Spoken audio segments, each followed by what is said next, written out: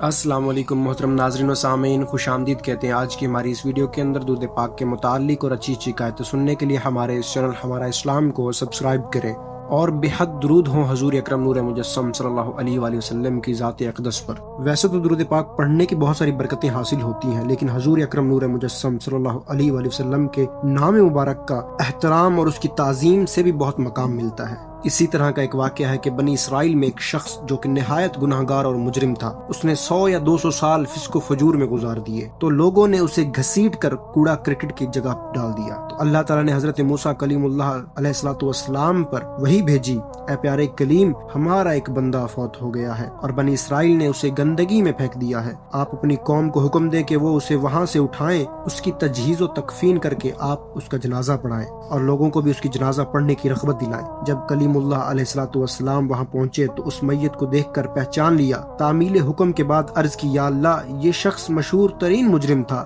تو بجائے سزا کہ یہ اس عنایت کا حقدار کیسے ہوا؟ فرمان آیا کہ بے شک یہ بہت بڑی سزائے عذاب کا مستحق تھا، لیکن اس نے ایک دن تورات مبارک کھولی اور اس میں میرے حبیب مصطفیٰ صلی اللہ علیہ وآلہ وسلم کا نام پاک لکھا ہوا دیکھا، محبت سے اسے بوسہ دیا اور درود پاک پڑھا، تو اس نام پاک کی تعظیم کرنے کی وجہ سے میں نے اس کے سارے گناہ معاف کر دیے ہیں۔ تعظیم جس نے کی ہے محمد کے نام کی، خدا نے اس پر آتش دوزخ حرام کی۔